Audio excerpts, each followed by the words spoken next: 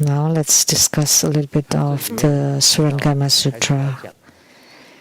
Here it would start to talk about the eyes, ears, nose, tongue, body, and mind. The one important point is how to cultivate spiritually in this part.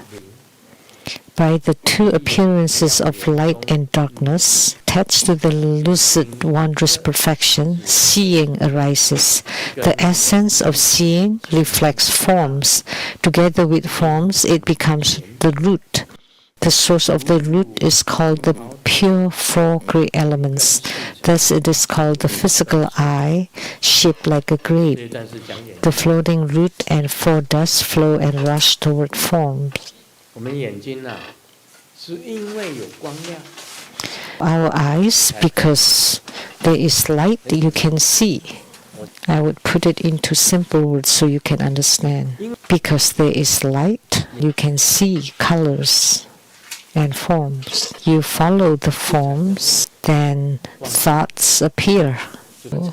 Your thoughts appear because the eyes see. If it is completely dark, you cannot see anything. Then the physical eye has no use. When the eyes don't see, you look inwardly, you would be able to see your own wondrous, luminous true mind, your own Buddha nature. In Zen Buddhism, this kind of practice is called the method of inner contemplation. If you look with the light, you can see from the first to the last. Everyone is different. The same with the six roots. Each one is different, but they are of one body. A human has one body, one face, and on the face there are the five facial features. The eyes, the brows, the nose, the mouth, and the ears on a human face. You combine them, each face is different. Even for twins, identical twins, there are some slight differences still. That's how it is. Why? By looking at your face, I would know. You can go to the Pure Land, Sukhavati, and that one you cannot. This one has to be Badu delivered many times, and this one is impossible to go there. Why? You can know by looking at the facial features. Just by looking at your face, I would know whether you can go to Sukhavati or not. With one look, I would know. There's no need for you to boast.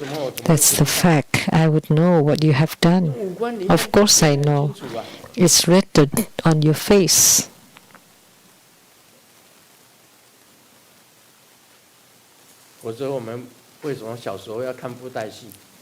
Otherwise, why do we watch the puppet show when we were little? There were good people, bad people.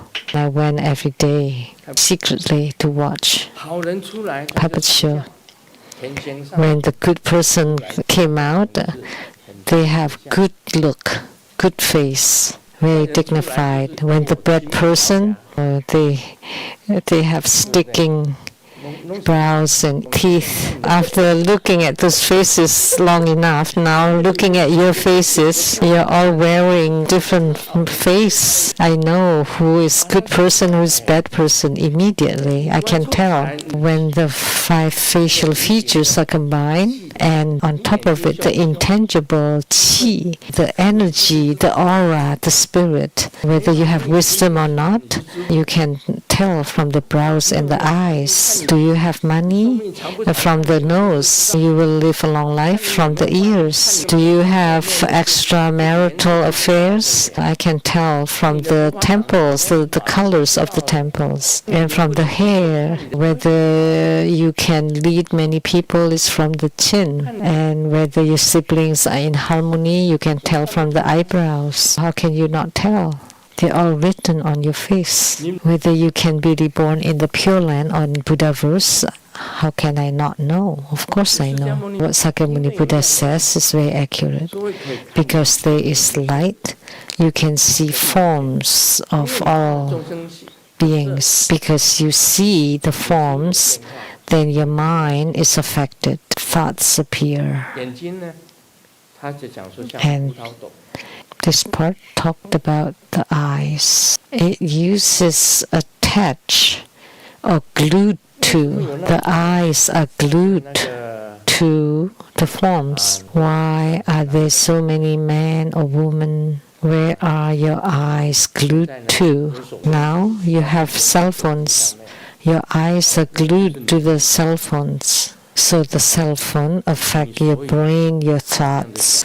So when the eyes are always on the cell phone, it would affect the thoughts inside your brain. That's flowing and rushing toward forms. If you cut that off, that it becomes dark and you don't see anything, like the master, don't use the cell phone, then you will not be addicted to the cell phones or to the computers. Whatever you see, you would be obsessed by it. And then you would flow and rush toward forms.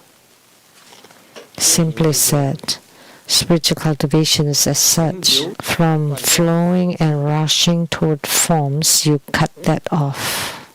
And you look inward into your thoughts. You pay attention to your own thoughts. Then you can generate meditation and wisdom. And eventually you would be able to see your own wondrous, luminous, true mind. That's the most important point Sakyamuni Buddha states. The so-called 6 roots have such phenomena. For light and darkness, it's about the eyes. And from brightness, the eyes see, and then you become glued to it. And after seeing, the essence of seeing reflects forms, it would enter into your brain. And together with forms, it becomes the root. And the source of the root, or like the eye, is pure. Ordinary people say, and a beautiful lady walks by. Wow, that's really beautiful lady. Amitabha is very beautiful. It's not Amitabha is beautiful, but the lady is beautiful. But you chant Namo Amitabha, oh, so beautiful. So that's called flowing and rushing toward forms. Don't think that the old monk is not lusty. He has desires too. Where do desires come from? From rushing toward forms from the eyes. That's how it is. You chant Namo Amitabha, and the old bodhisattva walks by, and you're not affected. But a beautiful lady walking by in mini skirt, then you would be attracted. Wow, and high heels. Oh, Namo Amitabha. Oh no, no. Namo Amitabha is gone. The wording you use attach or glued to. So in the wondrous, luminous, true mind, you glue the I consciousness. So that becomes the I root, the root of eyes. So the root of the eyes were originally pure. The eyes are shaped like a grape with the 4 dust rush toward the forms. So we only talk about the eyes part. In heavens, you're a sage and you saw a celestial maiden smile at you. Seeing her smile, you also smile. Oh no. Then the celestial maiden would be pregnant. That's how you get pregnant in the heavens. As long as you feel joy, then you would be pregnant just through the seeing by the eyes with just the smile, a slight smile. If you hold hands, then you would give birth to many. And that would be it.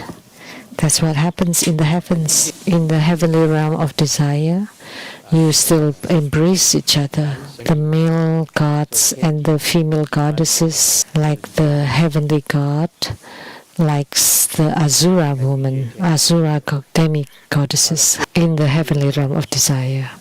In the heavenly realm of form, there is only light. In the heavenly realms of formlessness, that's even purer. And above that, it's the realms of the Buddhas, Bodhisattvas, Prateka Buddhas, and Shravakas.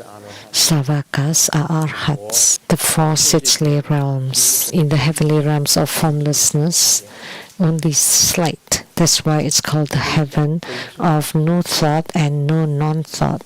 In the heavenly realm of form, there is still light. In the heavenly realm of desire, then of course there are more. So our Saha world is considered the realm of desire, although it's not the heavenly realm of desire. There are still desires, and that's because of the eyes.